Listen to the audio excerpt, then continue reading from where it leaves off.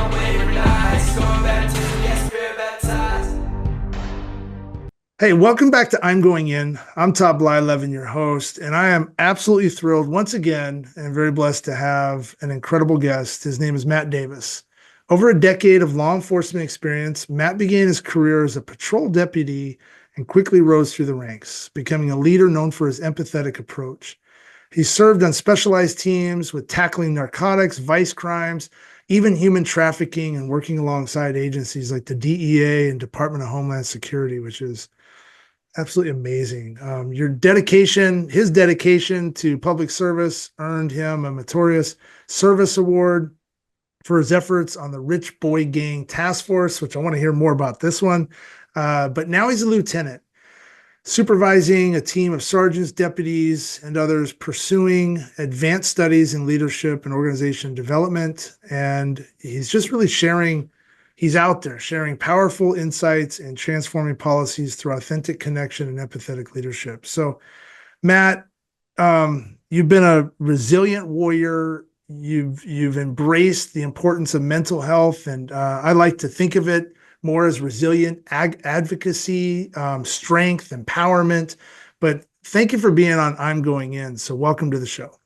Yeah, thanks, Todd. Thanks for having me. Yeah, we got a chance to talk a little bit, everybody. For those that are just listening, just share stories of our somewhat relatability. Matt, you're in Colorado That's correct. now, and so for those that can't see Matt, he's got about I don't even know how many challenge coins he has above him with the word believe. So I want to learn more about that. If you could share that. But what I always like to asking, our first responder guests, our military guests, what sparked the interest of you wanting to get into law enforcement? Yeah, law enforcement, Todd, is my second career. I actually was doing, I did 15 years in the auto finance industry. So I did everything from repossessing cars to giving out loans. And my final job title was director of internet lending for a company. And during that time, that was sort of a high stress job for me. And my spouse at the time signed me up for Citizens Police Academy at a local Hmm. agency here in town because I've always wanted to drive a police car. So at that point, I got to go every Tuesday and Thursday night for like 2 months to the PD and learn about police departments and got to go on a ride along, got to go on a couple ride alongs. And after that, I was sort of hooked. And it took me about 3 to 4 years to get in shape, to test with different agencies, to finally, well, that company finally walked in my office and said, "We're doing away with your job." And the next day after, I went down to the police academy at the community college and signed up to go to the police academy. So I just sort of went all in and said, "Hey, I'm going to pay for myself to go to the police academy." I had been a pretty poor college student to that point in my life, so that was a big deal.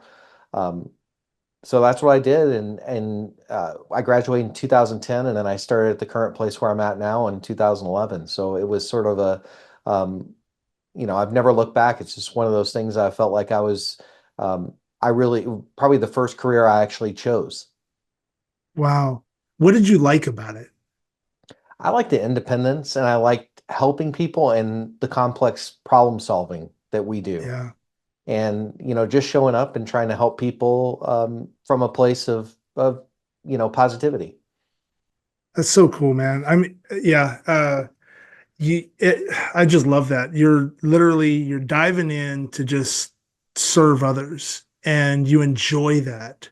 And then the fact that, you can make a career out of it. And what about the camaraderie with others and, kind of that brotherhood piece that sometimes you don't get in a corporate setting? How was that? It's definitely different because you start at the police academy level, and like the guys that were my table mates, we've all gotten rank now, and when we see each other, that's just like we're just starting right back up, and always we'll talk about what went on at our table at the police academy or what happened with this or that. So that's Yeah. always great. I've been super blessed to be on a bunch of specialty teams, and once you're on those specialty teams, you have a bond with those people. And my best friends are the guys I hang out with, are the people I work those cases with.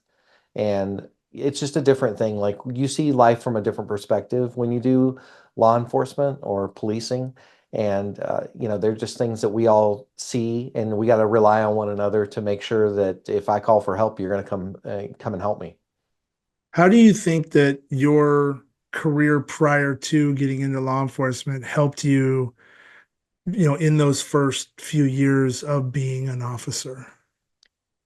Knowing how to talk to people, because my Mm, other career, when you go out and you have to repossess, like I think I was on the job maybe 3 or 4 weeks when I had to repossess my first car. So I call the person and say, "Hey, pay your bill." And then they tell me, whatever they would tell me, no, I don't have the money, or they'd be really mean or whatever, or cuss me out, or give me a bum check or whatever. And then I'd have to go repossess their car.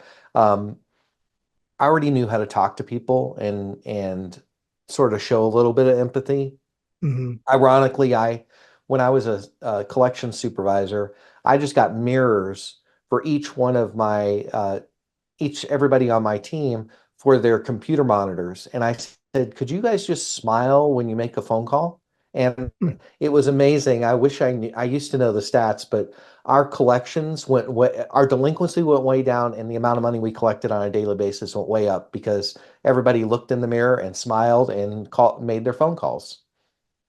I think that's, you're touching on something. I mean, and not that I want to make sure we're getting into your stories, but just the whole mantra of, being an officer, right? I think the biggest misinterpretation of today's public think that when you guys have your pre-meetings to go out and get in your squad cars and go off and tackle the community, right? It's, oh yeah, we're gonna go write tickets and we're gonna go, arrest all these bad guys and we're looking for all this stuff. And it's not that. Like you're literally going out to service the public. You're out there as a provider, and all the other stuff that happens that you guys get involved with.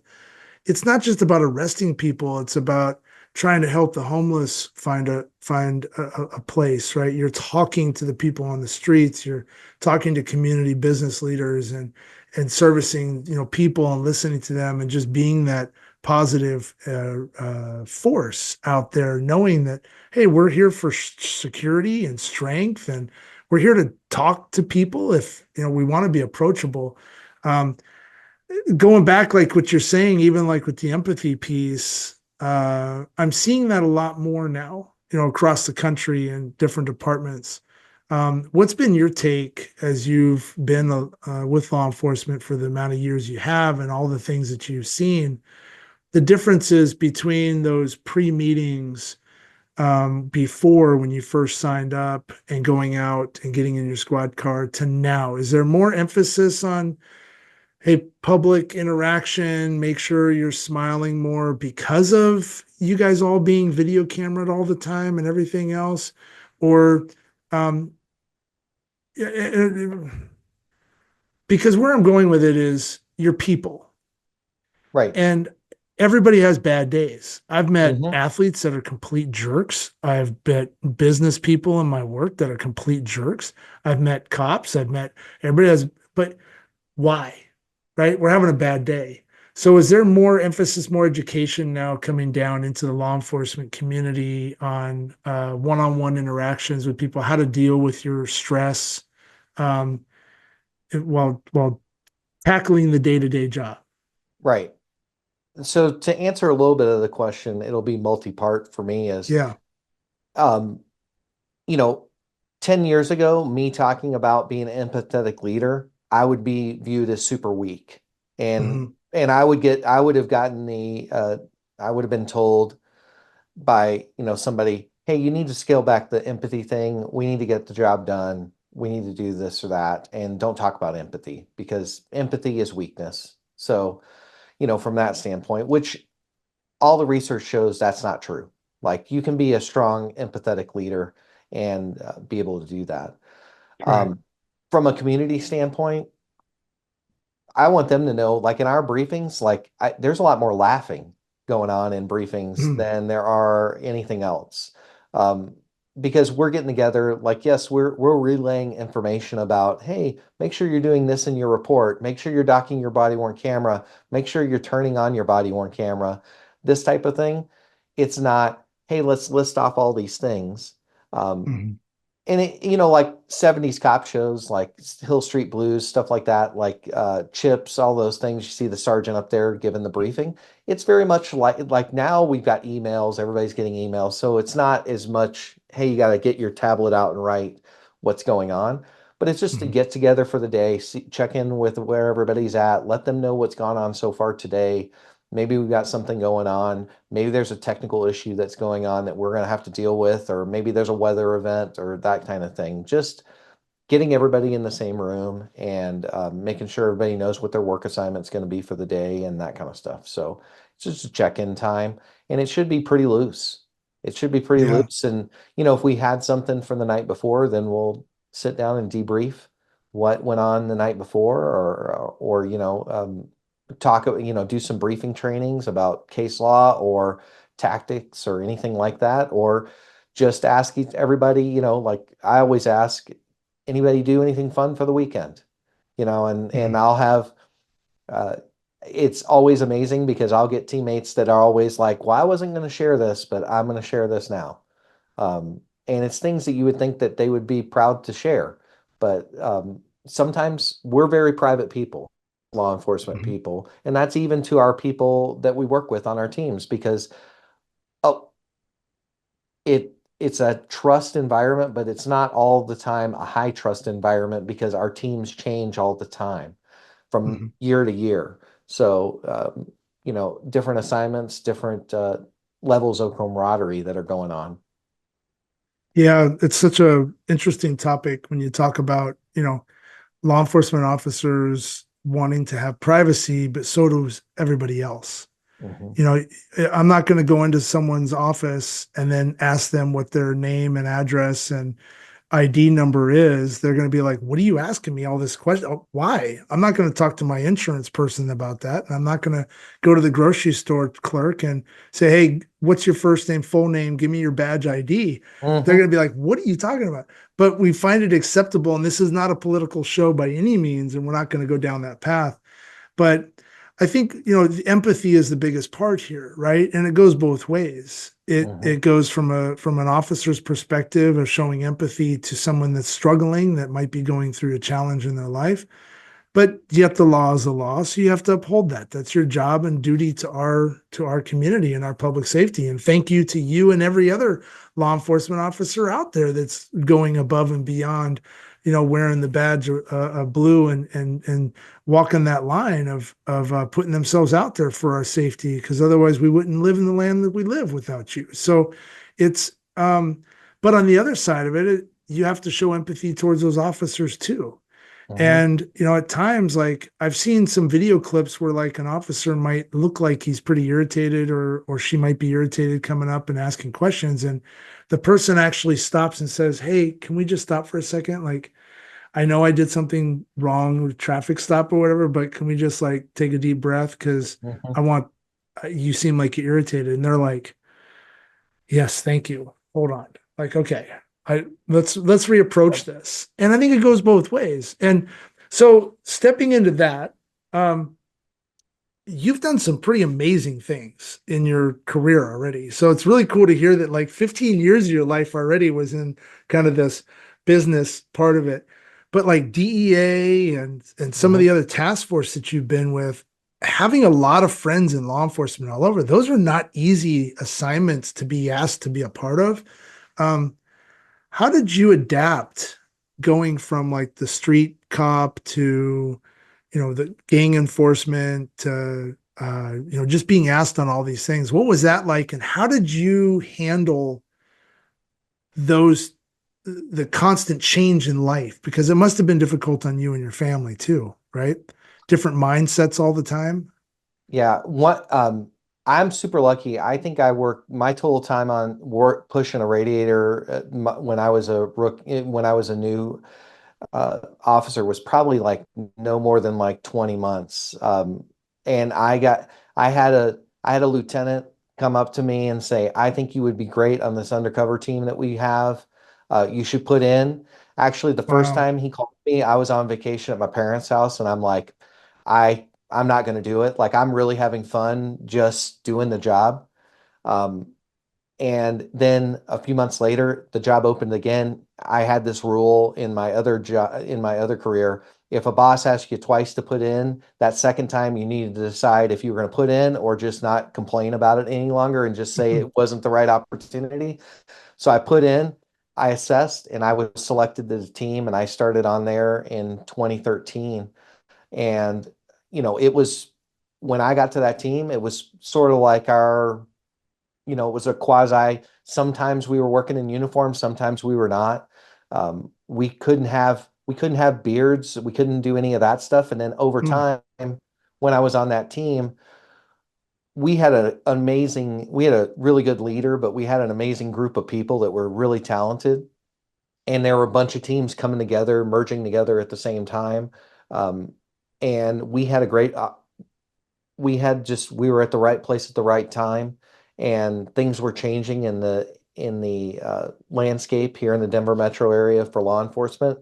And we got good at one thing, and that one thing led us to uh, get much better at people would just come and talk to us because we were very good at surveillance. We were really good at as a surveillance team.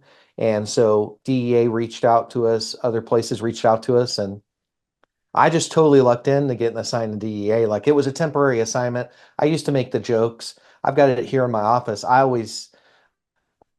had a previous bankruptcy in my other job, so I never, I would have, it was not far enough away from my bankruptcy for me to fit the background to be actually a legitimate TFO. Like, I was just a temporary TFO at in any Mhm. of these places where I would go because I couldn't be an official TFO because of my financial issue.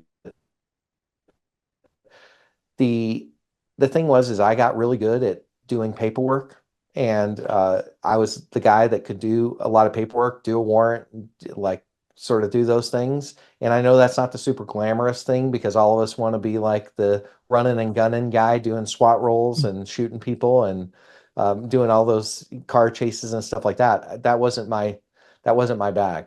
So I was super lucky to get assigned to do a wire case with DEA, and we worked 9 months, and that was an awesome experience. And not a lot of people get the opportunity to do Wow.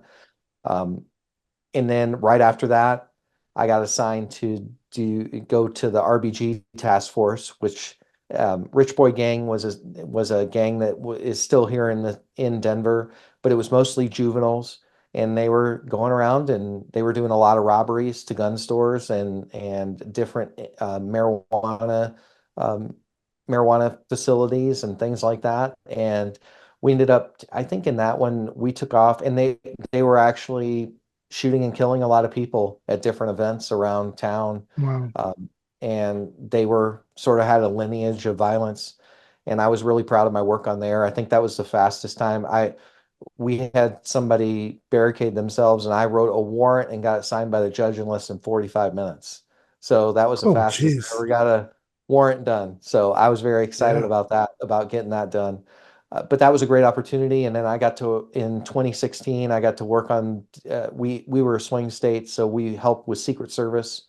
And I got to do some details with President Clinton, former President Clinton, and with Hillary Clinton when she was here, and different people. And that's a great opportunity to be able to do that. Even if you don't vote for those people, you actually get Yeah. to see, you get to see what that's all about and get to see what Yeah. Secret Service does. And Secret Service is a whole nother animal about what they have to deal with, and looking at those different events. And I was a negotiator for 5 years too, so SWAT hostage negotiator. So I got to Mm. do all that. So I've had a really great career. Like, but I will tell you from a mental health standpoint, when I was at the point where I actually had to ask for mental health help, I really thought I was a fraud. Like I really Mm. had suffered from syndrome of really going to that point where I was not very um, I think I've said on a couple other podcasts, if I would have arrested the top guy on the FBI's wanted list, I would have thought that I was still not very good cop. And Wow. I have some very good cases that I've been part of that been able to really you help people and help them get the justice that they needed. So I mean, uh, do you find that that officers, a lot of them feel the same way that you felt in terms of having that somewhat of an imposter syndrome? Taking credit for where credit is due, but not wanting the credit. Yeah, I think that they really like I really wanted to be seen and heard. I think Hmm. most people just want to be seen and heard. And Yeah. a lot of times we don't spend the time as leaders to ask people how they want to be seen and heard and like what their Yeah. definition of help is and what their definition of trust is. Yeah. And at that point, I think I just had a lot of things going on, and it wasn't just at work, Todd. Like, you talked about relationships. I Most of my career, my cell phone has been at my hip because I've been on an on-call type of situation of doing, from when I was a supervisor in investigations, I was part of the officer involved shooting team that go out and do investigations with those things, and you can never plan when those are going to happen. Yeah. Um, Critical events. You never know when these critical events are going to happen, and it might take days and days and days. So that does take a toll, and you sort of see the gray in life. A lot of people like to Hmm. just say that life is very black and white, and when you work in these type of jobs, you find out that it's very gray, Hmm. and um, justice is not always going to be served like you think it should be served. Because a judge could decide to give a person 2 years when you think they should get 20 years. Yeah. Got to figure out what's in your control and what's not in your control. And sometimes that gets Mhm. very blurred for people and they end up getting very jaded. So, Such a great point. from that, That's from such a that great point. standpoint, so I'm very upfront, uh, I'm divorced and, I'm trying to I'm rebuilding my life and relationships and things like that. But I'm very upfront. I have one child that chooses not to speak with me. I have another child that we have a great relationship. So, um, do I have moments where I'm like, oh my God, I wish I didn't do that job? Um, and wonder if my family would be different? Yes. Hell yeah, you have those you think those things in your head, but for me, I'm very glad on what's happened in my life to get me to where I'm at because now I can come out and be talking about this with other people because I've not had to go through a super traumatic event like you have, or a lot of other people that are listening to this podcast or watching it, where they've had to deal with shooting somebody or dealing with anything like that. Usually a lot of my trauma has to do with the investigations that went on after the fact and Mhm. having to get into that. And there's a lot of stuff after the fact with that of just getting into all that and trying to put two and two together to try to get justice for a murder victim or for try to put the pieces together on a murder suicide or something like that. You bring up a number of amazing points, and I want to try to tackle a couple of them, and then expand on one in particular. But you talk about just how we deal with our own kind of version of success, and the credibility we want or we don't want through a case or through a good job in a board meeting or whatever else, right? Everybody has their own definition of what that means to them and how that uplifts them or what they're looking for from senior leadership and everything else. And the bottom line is just positive recognition for their efforts, right? But the other Mhm. piece that you touched on, which is I'm so thank you for being so open, with sharing all of your details. But police officers, we all have lives outside of our job. We all have stress. And sometimes we can't control what our passion is, our love for what makes us tick every single day, the job, the amount of effort that we put into that to serve our brothers and sisters, whether it's in law enforcement or our coworkers in a board place. It's who defines us in that moment, right? We're there, we're doing our best we possibly can. And sometimes our friends, our family, our social following, whatever that is, maybe they don't relate to that excitement that we have that really allows us to thrive. and be the person that we want, right? And we can't control that. And sometimes that separation happens, right? Hmm. But I want to like touch on, one of the bigger pieces that you've been kind of talking about is when you look at firefighters, for example, okay, firefighters go out in a team of five. They go experience a traumatic event. And when you mention trauma, like shooting, as well as anybody, you don't have to be in a mass combat zone. You don't have to be in a situation where I was in where, your boots on the ground seeing people getting unfortunately shot or shot at, right? You don't have to be in that. It could be your first call and you got into some argument with a person, and now walking away you experience trauma, and the next time that you're going to go up and approach that call you're like constantly getting this traumatic feeling, or you hear the sirens, or like you and I were talking about before, you hear certain triggers that send you Hmm. back to a particular call or a conversation. That's trauma, right? Anybody can have trauma. So there's levels of it, but my level of trauma can be different than your level of trauma, right? So I Right. think that's really important to touch on. But when you talk about like, when you look at first responders and they go out and they're like a team of five, they go experience this traumatic event. A lot of times firehouses will be that safe house. So they come back to their Hmm. firehouse as long as they don't get called, which, Hmm. most of the time I believe they generally have an opportunity to go back, but they go Hmm. back as a unit. They go sit down in their kitchen or in their safe place and they talk about things. I've even talked to some first responder firehouses where they'll go get like a cake, and it's Hmm. not to celebrate. It's just that's their tradition. They just kind of everybody gets a piece.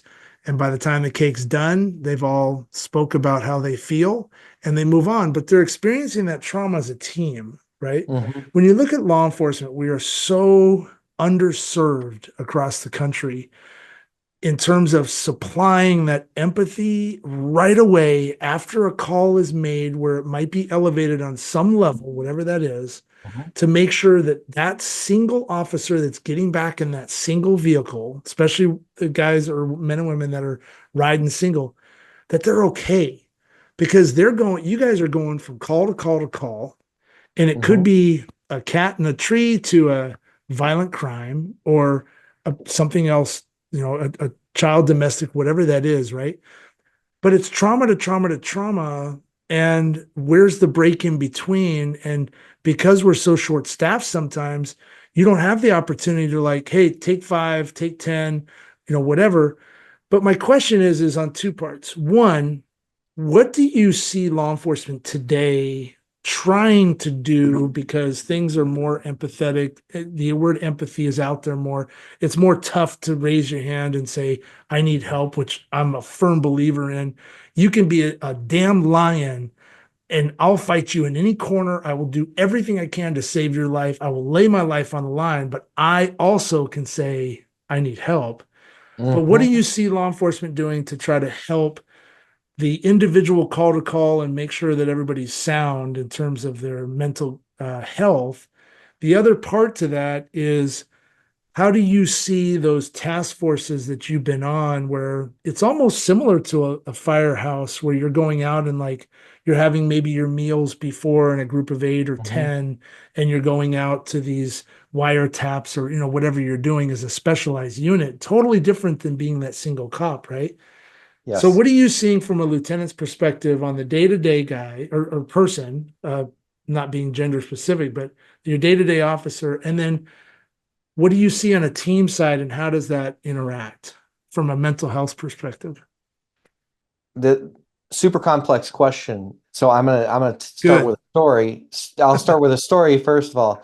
Um, like from trauma responses, when I was working, I'll just talk about my experience. Yeah. I was always deathly afraid of dead bodies because I had never ever seen a dead body since because I had never seen a dead body till I was in my late 30s when I became a cop. So I was deathly afraid I was going to throw up. So every time I would go to a dead body call, I made it where I went and ate after. So I would do a dead body call and then I'd go and eat. that's still today. If I got a call and I had to go out and do an investigation, that's just the way that was a coping mechanism that I had, Mm. just a personal one that I just decided. Now, over time, and I've been very upfront, I don't blame anybody else for my toxicity, because my toxicity and my relationship with myself was all about me talking badly about myself, right? And not seeing me, not giving myself value, and having a lot of negative talk. So that gets to the second story of probably the busiest day I've ever had as in my entire career. It started on New Year's Eve in 2017, and um, I got a page out at like 7:30 in the morning saying there had been a shooting, multiple officers shot, one has been killed. Show up to this command post. At that time, I was sort of the intel guy, so they were like, "Hey, get in this room and start giving us all the intel that you can on this person." I start working on that. Um, I had some of my friends I talked about that were my table mates in the police academy work for this agency. It was not the agency I worked for, and they were still unknown. I knew that they had worked that shift before because we had talked a few days before. So I was very worried if one of them was going to be one that they're going to come in the room and say this person is dead.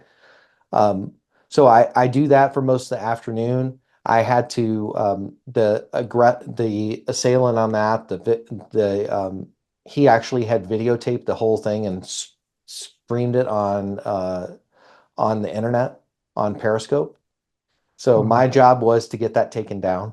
So I worked with Twitter and to get that taken down during that day.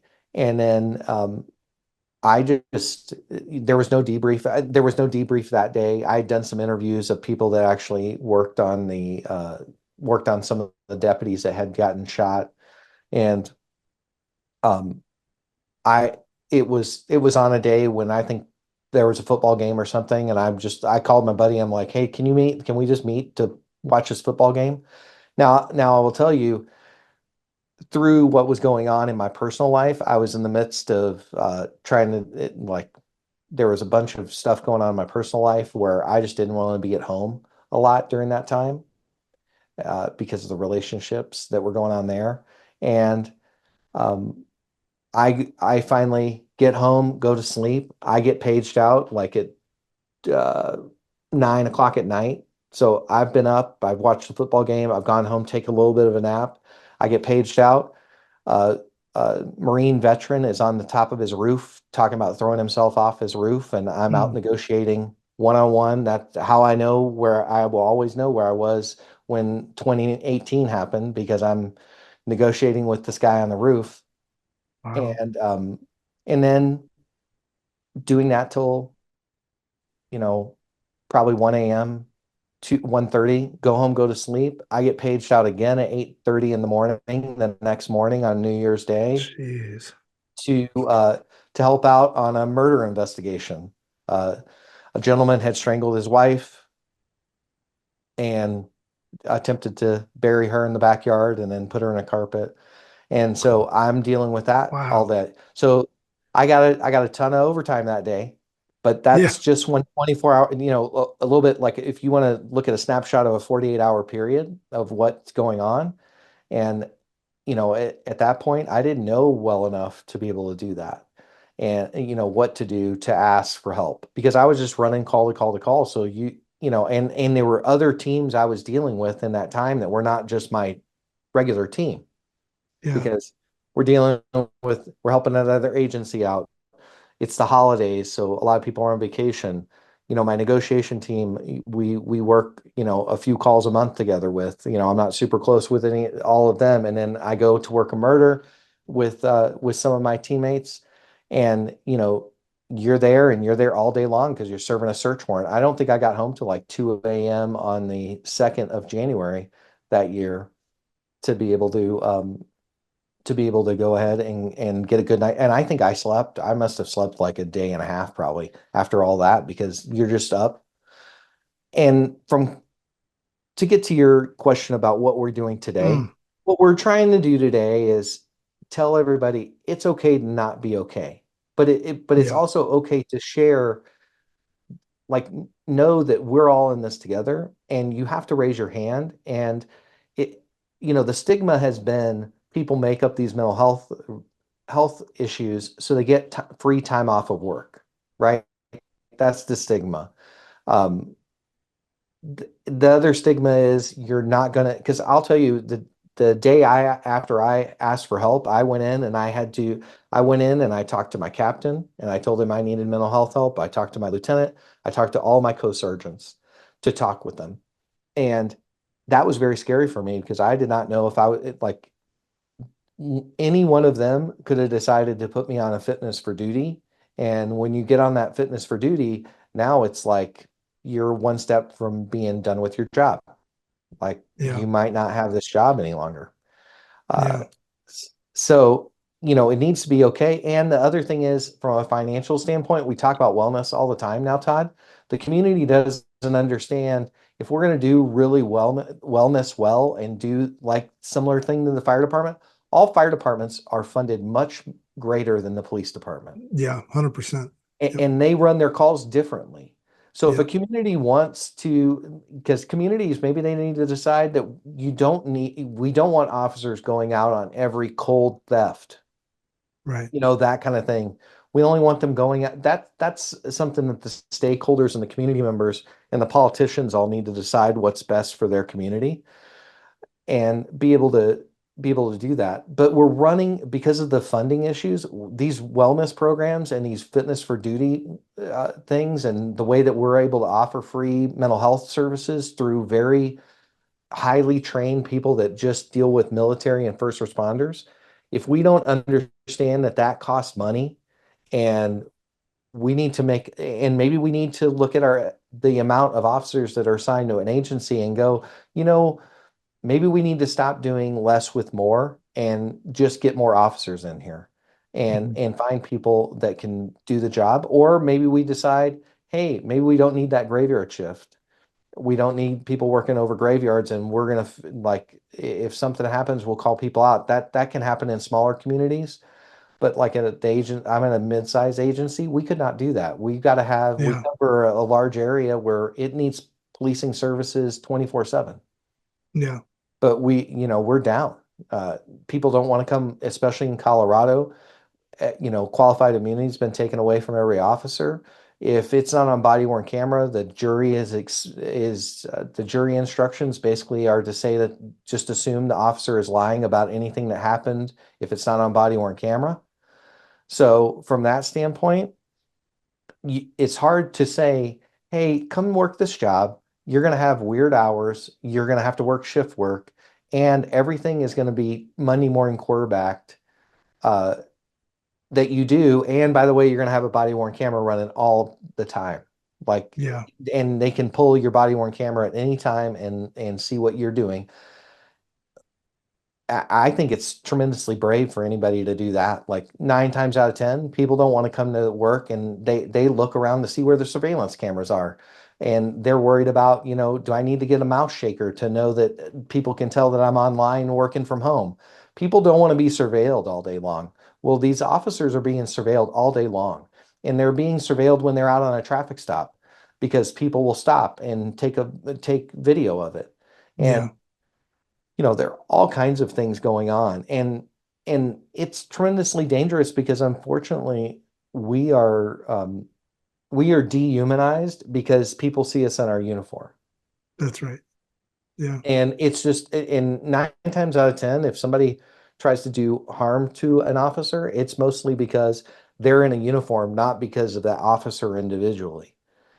Yep. And it's a hard thing to do. And it's unfortunate. Like all the bad things we see on the news are a small percentage of people that are doing these things. And yes, could have people intervened somewhere along the way before this happened? Most of the time, we're finding out that's correct, and that's unfortunate. And but we should be glad that these things have happened so we can have authentic conversations about what's going on in law enforcement. And I had just recently, uh, I had a teammate. They had a lot of things going on in their personal life, and they had had somebody close to them commit suicide. Wow.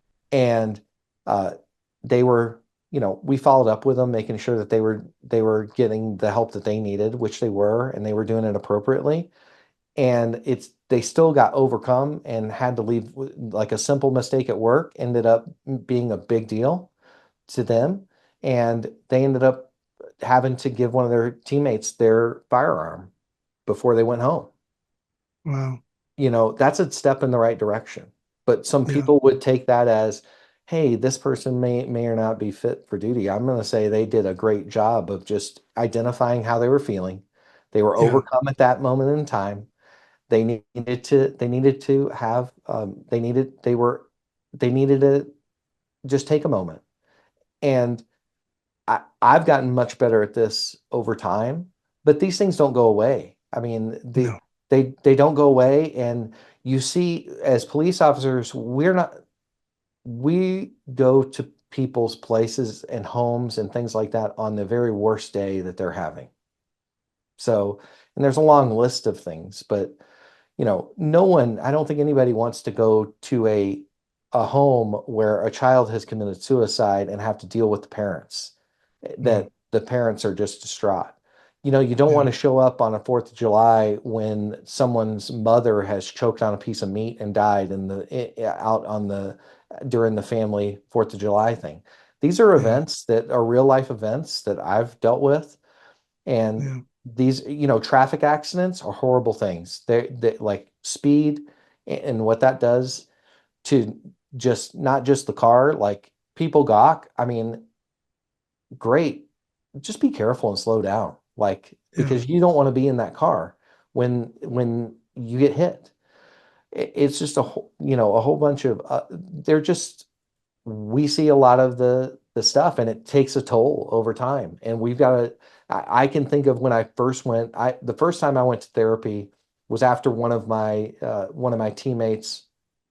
They When I was new supervisor on patrol, we had an officer involved shooting, and I was the last officer to stay on scene. And I got and my job was to make sure that the fire department hosed down the whole area, made Mm. sure that all the things from the shooting, not the shell casings and things like that, but these are other Right. things, Yeah. get all hosed down. And I remember getting back in my car, Todd, and going, I just saw somebody get, like, the remnants of their life get washed down the sewer, like Yeah. down into a grate in a parking lot. Yeah. And that, how do you, I went and talked to somebody after that, but I wasn't even in the place where I was really truly asking for help. I just had feelings I need to talk about with people. Yeah. So to get back to your question, as leaders, we need to be trying to build authentic communication with the people that we lead. And like on my teams that I lead, for the supervisors in particular, if we talk about having authentic conversations, and then we ask one another, are you open to feedback right now? And if you're not open to feedback, it's like, nope, why don't you come back? Or, I'll let you know when I'm open to feedback, because we let Yeah. the emotion go away, and then we can come back together and talk about, what's going on, because emotions are going to be different, because we're experiencing a high stress environment, bring up a lot of emotions. And it depends on how what our biases are, how we grew up, what we've experienced in life. All these things are going to cause a different reaction in each one of us. And it might just be Right. like, holy shit, I was scared. And Mm. you get this other emotional reaction like, hey, you weren't close enough to me when we went through that door. So I'm pissed off at you, but I'm really thinking in my mind, um, holy shit, I was very scared and I felt like you weren't there for me. Yeah. So Yeah. having those type of conversations is what we're trying to do a better job about. And really, to be honest with you, that's why I'm out here talking and doing podcasts and doing what I'm doing Mhm. with TrueBold, is just being able to let people know we need to be talking about it. And we need to talk about all aspects of it. And We need to talk about funding. We need to talk about how this job is a hard job that we're doing. That's right. And it's not to toot my own horn, and um, that not at all. I just want policing to be much better than when I got in it in 2011. I want it to be, 20 years from now, maybe the first week, or maybe even sooner, maybe the first week of, instead of it being all stress inoculation at the police academy, maybe the first week is, hey, we're talking better about, we're learning about how to communicate better with people. We're learning about how to communicate in tough times, how to give feedback, how to receive feedback, how how are we, like, to take personality tests so we can know, hey, we're predisposed to this or predisposed to that, Yeah. instead Yeah. of just yelling at them, like, and saying, hey, this is a tough job, you need to just pull your bootstraps up and do the job, and you better not go out on a scene and throw up, because you're going to be pukey to everybody that is, that's how you're going to get your nickname. um, so Well, it's that's all very. around us now, right, Matt? It's all around us. I mean, first of all, your throwdown right there was absolutely amazing. Thank you for everything you just shared and the true bold, right? I mean, it's your business and it resonates off of you're just so compassionate and honest and true and it's just so real. And that's what, like you said, we need to have real life conversations about all this. And it's a great point where you're talking about with the police academy or just those first onboarding days of teaching, like you and I were talking about offline, teaching somebody how to put their trauma in this fear out front that I always talk about, and then learning through time how to build those coping mechanisms up, that resilience, the spidey senses, on how to try to learn how to live and walk with all those scary things that you just talked about, right? All the traumatic events, that's all out here. You can't forget Mhm, it because when it gets back here, that's why people are up on the roof wanting to jump off. That's why people are hanging themselves. That's what happens when you're getting kicked in the back of the skull from your traumatic event over mhm, and over, and you cannot get it out here to keep pushing it. So, how do we learn as men, as women, especially strong people like our law enforcement community, our first responders, our nurses, our teachers? How do we learn how to keep our whatever that is trauma wise out in front of us? And I think that's a constant educational piece. I think it starts with like what you did, raise your hand saying, hey, I need to talk to somebody. And what's nice about the law enforcement community or first responder community is they're more focused on trying to find somebody that's relatable to you. So at mhm, least when you go in and talk to someone, you're not just talking to no offense to any regular therapist, but it's always important to find that relatable person. But like my buddy Brian Wood was on a task force in Southern California, and if there was a bad thing that went down, they had a group of officers that knew, okay, who knows him, who knows her, mhm, call them right now, make sure you get an hold of touch of the family. Let's make sure that that person knows they're okay or whatever that mhm, is. But sometimes, like in your case, that probably doesn't happen like you for 48 hours, and you're going 48 hours one after another. So mhm, it is, and you're not funded properly, and I think there's a lot of great organizations. There's so many great people like yourself that are opening up their voices with the experience that you have. You command a presence because you have walked through the battle. You're talking the talk. You know how to walk it. You've experienced it. You're relatable. And now you got all these younger generations coming up, to your point, having all these parameters put on him. Okay, you got cameras on you 24/7. You got all these things. You're basically called a liar until someone watches your video camera and then says, "Oh, okay, you are telling the truth." In in mhm, in a society that craves security, but yet we're ousting our men and women in blue that are providing the security. We're putting this kind of shell around them to allow them to do their job. So, my point is I think it all comes down to just education, willingness to say, I can be my lion. I'm fine. You're not, mhm, I'm tough. I've checked my tough box off.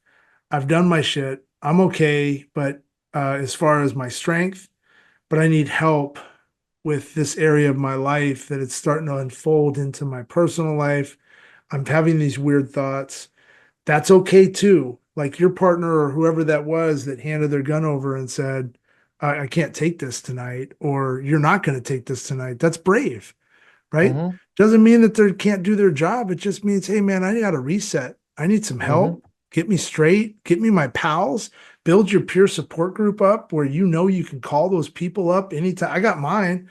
I got 5 guys that are on me. Like they know anniversary's coming up to a bad situation. I know what they're doing. I know when bad stuff happens. We're all there together, right? I got my EMDR therapist, Diane, here in Plano, Texas. If I ever need to go back to her, I know I can get that, right?